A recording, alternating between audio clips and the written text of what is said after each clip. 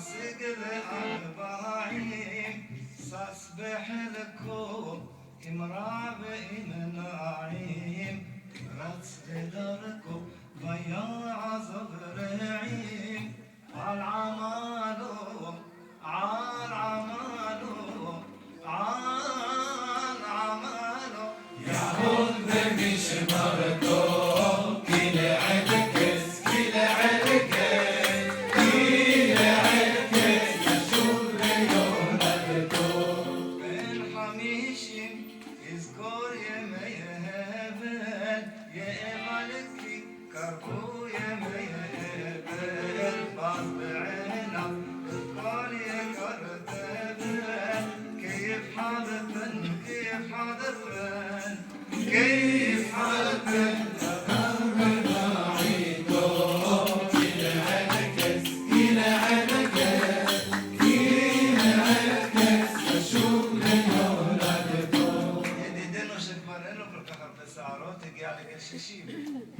והפייטן, המשורר הדגול הזה, מדמה אותו לעץ, כי האדם עץ השדה.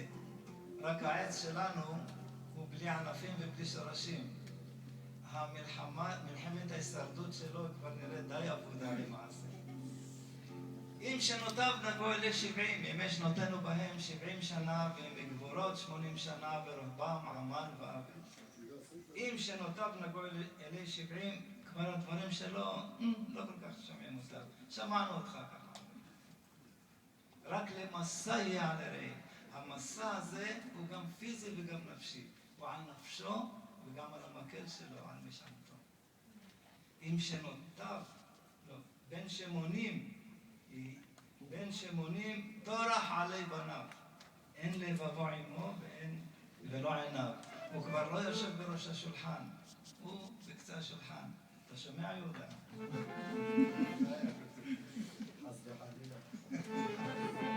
ראש בחוסו. כל דבר שהוא שותה כבר מזיק לו. לחץ דם, ימים, סיפורים. גם לענה ביתו. כל דבר יש לו צרבת. כן ישן, לא ישן. אחרי זה הוא כבר נחשב כמו מת.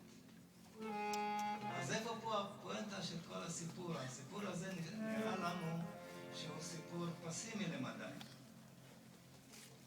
אומר המשורר, אשרי איש נחשב לגר תושב.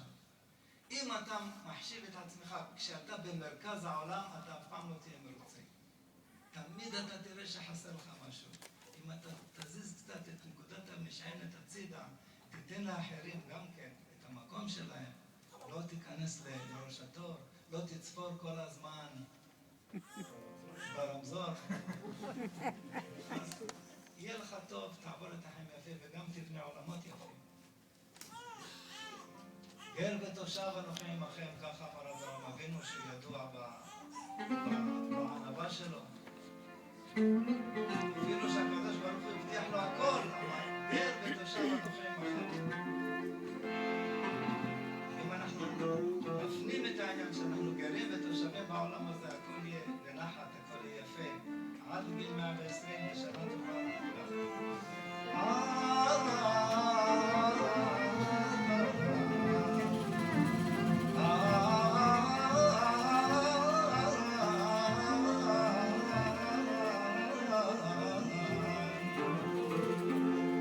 שאלו היה לבן שישים אין בעצה מרדים בשום ראשים כסרידה דלים ונחלשים לא יקומון לא יקומון לא יקומון איתו במלחמתו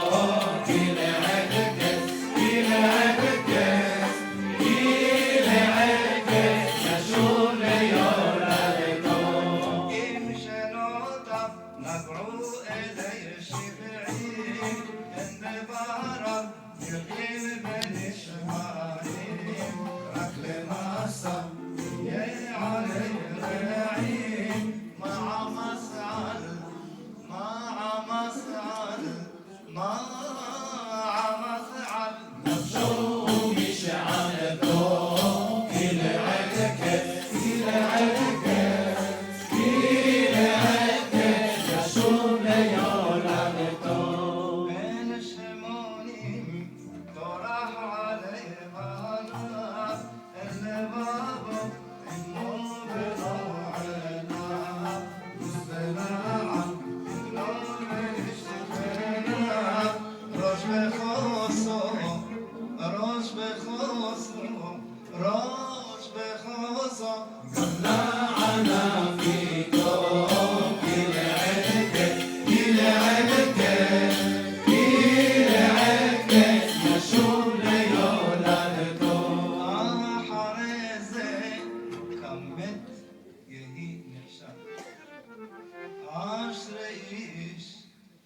נחשב לגרתו שב, אין בליבו רעיון גדול עכשיו.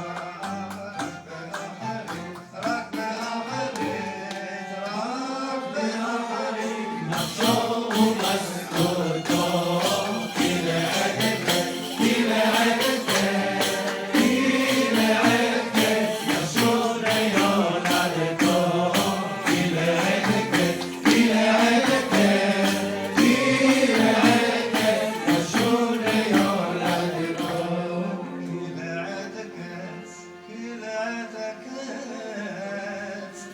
כי לעת הקץ ישוב